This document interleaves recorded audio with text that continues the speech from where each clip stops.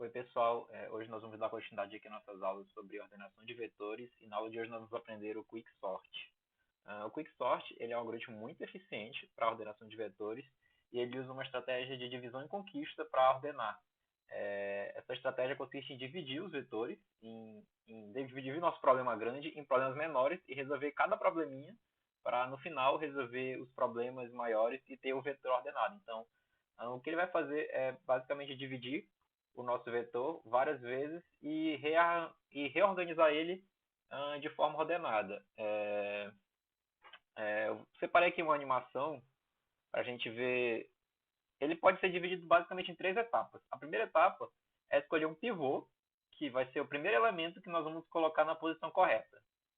Em seguida, a gente tem que pegar os elementos menores do que o pivô e jogar para a esquerda. No caso, a gente querer organizar o vetor de forma crescente, a gente pega os elementos menores que o pivô joga para a esquerda, os maiores que o pivô joga para a direita do pivô, e aí no final desse processo o nosso pivô vai estar na posição correta. E aí a gente divide nosso problema, a gente faz o mesmo para o lado esquerdo do pivô e o mesmo para o lado direito do pivô.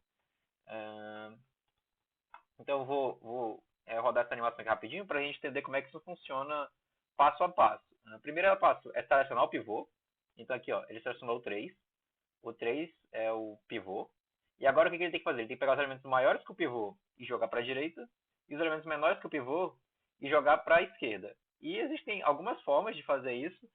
Nesse exemplo aqui, como é que ele está fazendo isso? Ele vai pegar o nosso vetor e vai botar indexadores no começo e no final dele. E aí, no momento que ele achar um elemento maior que o pivô do lado esquerdo e um elemento menor que o pivô do lado direito, ele vai trocar eles de posição.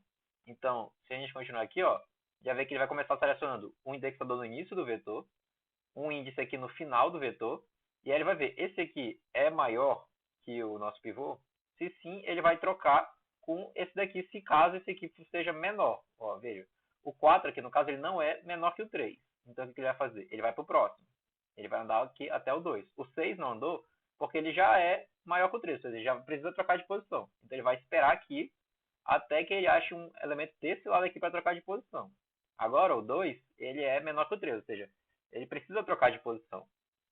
Então, nesse momento aí, ele faz a troca do 6 com o 2. Jogou o 2 para a posição do 6, o 6 para a posição do 2. E aí vai seguir fazendo isso até... Ó, agora ele vai para o 5 aqui e ele move esse aqui para o próximo. Ele vai fazer a mesma coisa. Vai encontrar aqui o 5, encontrou o 7. O 7 não é menor que o pivô, então ele vai para o 8. O 8 também não é menor que o pivô, então ele vai para o 1. O 1 é menor que o pivô, então ele vai trocar.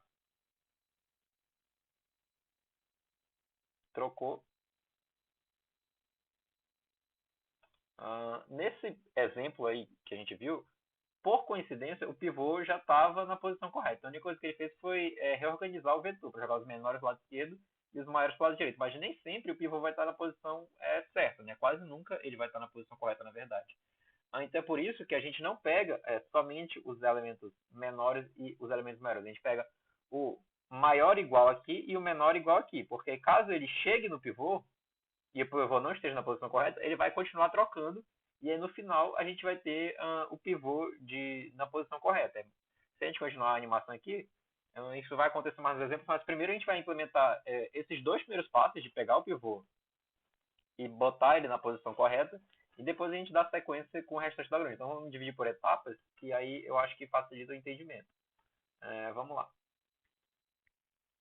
Vamos criar uma função aqui, que ainda não é o quicksort, ela é só uma função que separa o vetor. Eu vou botar essa função aqui do tipo inteiro, a gente vai já ver por quê. É uma função que separa o vetor, ela recebe um vetor, e aqui a gente vai botar que ela recebe o início do vetor e o final do vetor. Vamos criar aqui um vetor para a gente testar. Vou criar um vetor de tamanho 5. E vamos criar aqui valores aleatórios.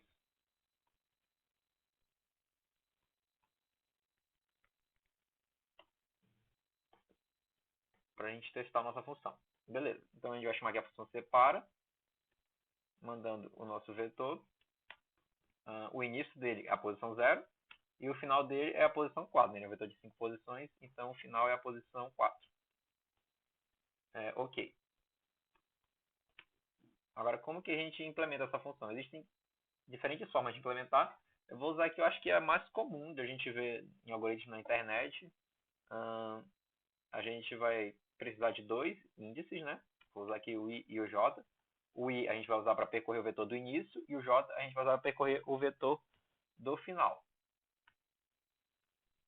No começo é um pouco difícil de entender como que esse algoritmo funciona, mas depois fica, quando a gente vê funcionando, vai ficar bem claro de o que está acontecendo aí, como que ele está fazendo isso. Eu vou criar aqui um loop para enquanto o i for menor ou igual ao j, porque o i ele é o nosso índice de começo e o j é o nosso índice de final. Então, se em algum momento o i passar o j, significa que ele já percorreu o vetor todo no início e do final. Então, a gente cria esse while aqui, e aqui dentro a gente vai precisar de mais dois whiles. Por quê?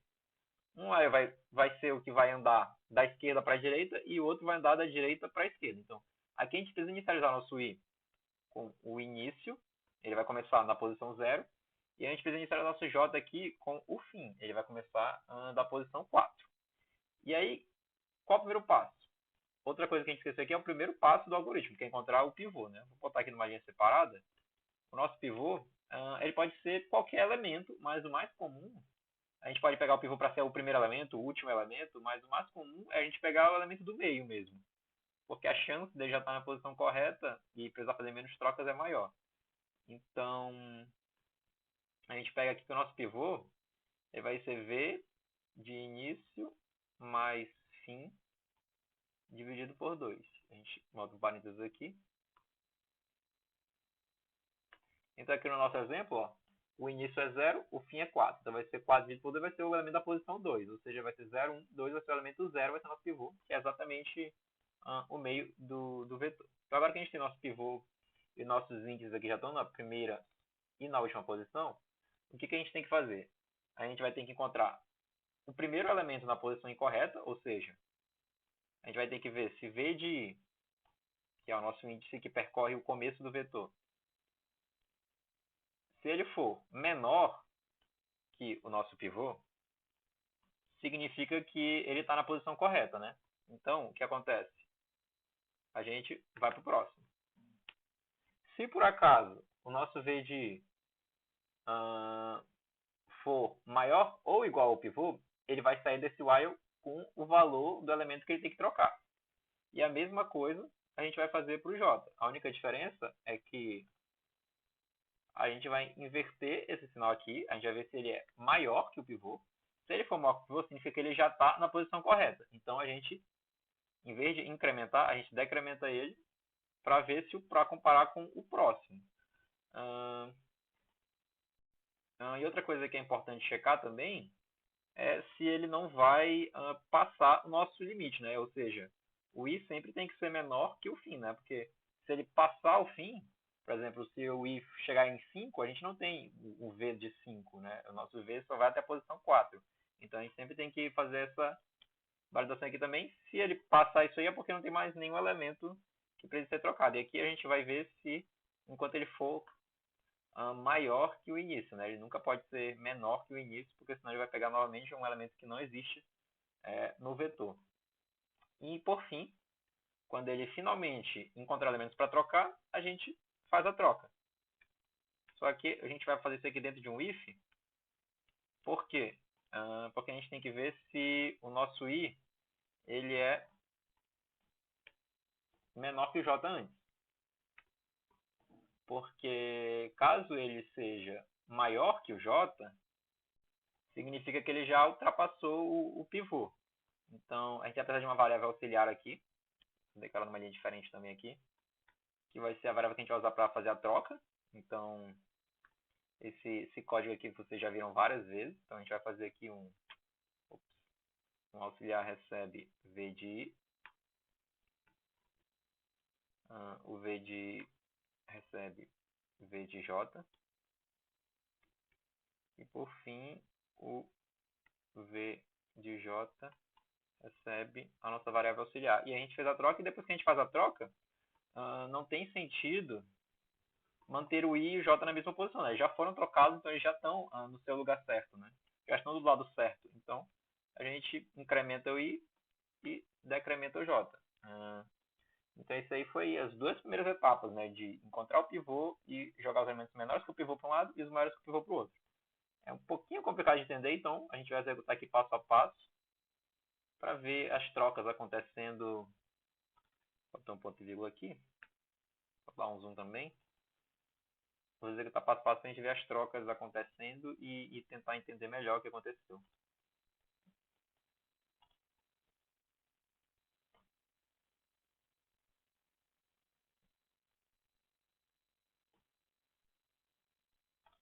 Beleza, vamos aqui executar.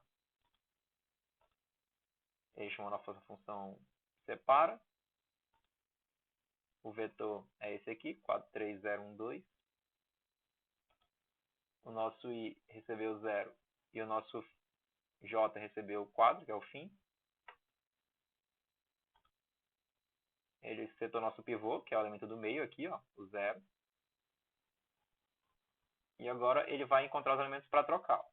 Primeiro passo, ele vai procurar, ele vai ver se esse elemento aqui, ó, ele é maior que o pivô, né? Veja que a gente botou aqui, se ele for menor que o pivô, ele soma e vai para o próximo. Então, na verdade, o que ele está fazendo aqui é ver se ele é maior que o pivô. Como ele é maior que o pivô, ele não vai nem entrar no while. Então, ele vai continuar nessa posição aqui, ele não vai trocar o valor de I. Ele vai ver se esse cara aqui é menor que o pivô. Como ele é maior que o pivô, ele vai seguir aqui e vai para o próximo. Veja que o valor do J vai ficar mudando até ele encontrar um elemento que seja menor ou igual ao pivô, né? Então, desceu para 3, desceu para a posição 2, desceu para a posição 2, ele encontrou o 0. O 0 é menor ou igual, é por isso que é importante a gente usar o igual, porque ele pode encontrar o próprio pivô. Ele vai fazer isso quando o pivô estiver na posição errada. Então, ele encontrou o próprio pivô, e agora o que ele vai fazer? O J está na posição 2, que é o 0, que é o próprio pivô, e o I está na posição 0, que é o elemento 4. E aí agora ele vai fazer a troca. Trocou, o 0 foi para o começo, o 4 foi para o final, e agora ele vai incrementar cada um. Ó. O I vai receber 1, o J vai decrementar e vai receber 1, e agora eles são iguais, ou seja, ainda vai entrar. Ele vai entrar, mas agora ele vai diminuir o J em 1 por quê? Ele vê se o J é maior que o pivô, ele é maior, então ele foi para o próximo.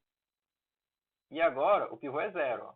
Ele vai ver de novo e vai sair por causa das duas condições, porque o J ele não é mais maior que o início, e o J é o próprio 0, que é o pivô, então ele já ia sair naturalmente. Mas ele não vai efetuar a troca, ó. Porque o I ele não é menor ou igual ao J, né? O I é 1 e o J é 0. Ele não vai mais efetuar essa troca. Ele vai sair do nosso while porque, finalmente, o nosso pivô ele já está na posição correta e todos os elementos maiores do que ele já estão à direita e os elementos menores que ele já estão à esquerda. Então, isso aí encerra a nossa execução. Vejam também que esse código que a gente implementou, ele só vai funcionar se o pivô for o elemento do meio. Tem outros códigos, outras formas de implementar com um pivô, por exemplo, no final, com um pivô no início, mas esse código que a gente implementou é especificamente para funcionar com o pivô no meio. Então, se a gente trocar aqui, por exemplo, o pivô, vou comentar aqui, e criar outro pivô aqui, que vai receber o último elemento, por exemplo. Se a gente quiser, por exemplo, que o pivô seja o último elemento, a gente vai ter que mudar a nossa lógica aqui. Nesse exemplo aqui, a gente está usando o pivô como o elemento do meio, e essa lógica está montada para isso. Então, a gente vai usar o pivô como sendo o último elemento. Vou pular direto para o final aqui, ó, e veja que o 2 foi parar aqui no começo. Então, sim, o algoritmo não fez o que ele devia fazer. Agora, para o pivô com o elemento do meio, ele faz o que precisa, que é deixar o pivô na posição correta e os elementos da esquerda dele serem menores que ele, os elementos da direita dele serem maiores que ele. Então, por exemplo, a gente pode botar aqui qualquer pivô que a gente quiser. Por exemplo, se eu botar aqui, agora, em vez de botar... Vamos apagar isso aqui. E agora eu vou botar aqui um outro vetor diferente. Agora o pivô, que vai ser o elemento do meio, vai ser o 2. Vocês vão ver também, só para a gente fazer mais um teste aqui, que ele vai ficar na posição correta dele. Vou pular aqui para o final direto. Ó, a posição correta dele aqui, todos os elementos da esquerda dele são menores, todos os elementos da direita dele são maiores, não necessariamente estão ordenados. Tipo aqui 3, 5 e 4 não estão em ordem. Então ele só joga os elementos maiores que ele para a direita, mas não ordena eles. Enfim. Agora que a gente fez esse código aqui, a gente já implementou 95% do Quicksort, que a parte mais complicada mesmo é esse algoritmo aqui de separar os elementos. Depois que a gente separa os elementos, a gente usa a divisão em conquista, que é fazer isso para os outros vetores. Por exemplo, voltando para cá para a execução,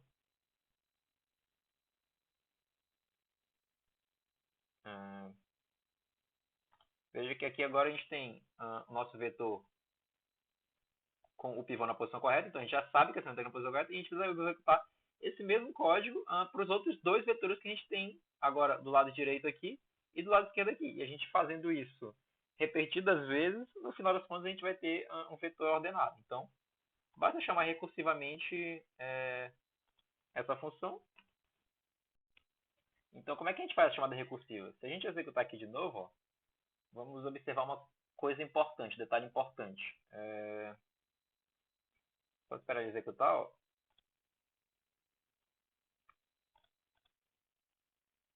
Vamos aqui, ó, os valores de I e de J. O valor de J sempre vai ser ou o valor do pivô ou um menor que o pivô. E o valor de I, a mesma coisa, vai ser o pivô ou maior do que ele. Então a gente pode usar esse I e esse J aí, no caso do I, ele vai ser o nosso início da metade final, e o nosso J ele vai ser o nosso fim da metade inicial. Então a gente pode chamar o quicksort. A gente está usando o nome separa, né? Mas vou mudar aqui para quicksort logo. Quicksort. Vou mudar aqui na chamada da função também. A gente pode agora chamar nosso quicksort da seguinte forma. A gente chama quicksort, o vetor é sempre o mesmo, só que agora o nosso início vai continuar sendo o início e o nosso fim vai ser o j. E a mesma coisa para o lado direito do vetor. Então a gente vai ter duas chamadas recursivas na mesma função. A única diferença é que aqui o nosso início é o i e o nosso fim é o fim. Aí a gente pode só adicionar uma validação aqui para ver se o nosso j ele é realmente maior que o início, né? Porque se ele já tiver com um vetor, por exemplo, de uma posição só, não faz sentido executar o quicksort com um vetor que tem uma posição só, porque a gente sabe que um vetor de uma posição só ele já está ordenado, né? Então a mesma coisa a gente faz aqui para ver se o i ele é menor que o fim, porque senão não faz sentido executar o quicksort nesse caso. E aí, agora sim a gente tem nosso código pronto já. Vou primeiro fazer uma execução rápida aqui para a gente ver se ele está funcionando, se ele realmente vai ordenar o vetor. Vamos pular aqui para o final. E está aqui, ó, 0, 2, 3, 4, 5. O nosso vetor ordenado. A gente pode tentar fazer aqui uma execução passo a passo. Ó. Pode ficar um pouco confuso porque são muitas chamadas recursivas, né? Mas vamos tentar. Aqui tem nosso vetor. Ele está executando agora o primeiro quicksort, ou seja, o nosso pivô aqui é o 2. E vou passar rápido essa parte que a gente já viu várias vezes. Direto para a chamada recursiva. Vou voltar um aqui. Ó, ele jogou 2 para a posição certa, os elementos à esquerda são menores, os elementos à direita são maiores. E ele vai fazer a primeira chamada recursiva para os elementos à esquerda dele. Então ele vai pegar aqui o início vai ser 0 e o final vai ser o próprio pivô antigo, né, que é 1, a posição 1, valor 2. Vai fazer a primeira chamada aqui, ó. A gente tem aqui o outro quicksort. E nesse caso não vai alterar nada, né? Ele vai pegar aqui o pivô, vai ser o 0, porque ele vai pegar o meio, como não tem meio, ele arredonda para baixo. E vai acabar não fazendo nada, só saindo direto, não vai fazer nenhuma troca. Também, novamente, ele não vai entrar aqui nesse novo... como o vetor aqui, ó, o J ele já ficou negativo, né? O J diminuiu no final da execução, então ele vai pular. Também vai pular aqui e essa execução aqui terminou. Agora ele vai voltar para o primeiro quicksort. Vai subir aqui, ó, vai voltar para o primeiro quicksort. E vai fazer a chamada agora do lado direito do 2. Então agora ele vai chamar aqui para o 3, 5 e 4. O i é 2, então aqui ele vai pegar a posição 2, que é o 3. E vai pegar o fim, que é 4. Então agora vai fazer a segunda chamada do quicksort. Então, chamou aqui. O vetor é o mesmo. Agora ele vai pegar um novo pivô. Ele vai pegar o início mais 5 dividido por 2. Vai dar a posição 3, que é o valor 5, ó. O pivô agora é o 5. E aí vai ver aqui se o 3 é menor, ele já está na posição correta. Então ele vai para o próximo, que é o próprio 5, e vai pular. Então agora o I ficou com a posição 3, que é o valor 5. E o J, ele não vai mexer, porque o J é o 4, ele já é menor que o 5, então tem que trocar. Agora vai fazer essa troca aí do 5 com 4. E já vai sair desse while e vai executar o quick sort novamente para o lado esquerdo, para o elemento 3 e 4. Que já está na ordem certa, então a gente já viu no outro exemplo que ele vai fazer. Ele vai fazer uma troca ali, mas que não vai fazer nada no final das contas. E aí vai encerrar a execução. O segundo quick sort aqui, ele não vai executar. Esse quick sort aqui que era só o elemento 5, né? E aí encerrou a nossa função. Tá aí o nosso quick sort, nosso vetor aí finalmente ordenado. Ele é um algoritmo muito eficiente para vetores grandes, né? Porque ele faz essas recursões aí e ele acaba sendo eficiente só para execuções grandes. Para vetores pequenos, por exemplo, com 5 elementos, o insertion sort ele acaba sendo ainda mais eficiente. Mas se a gente pegar aqui um vetor muito grande, como esse aqui, que eu tenho 5 elementos,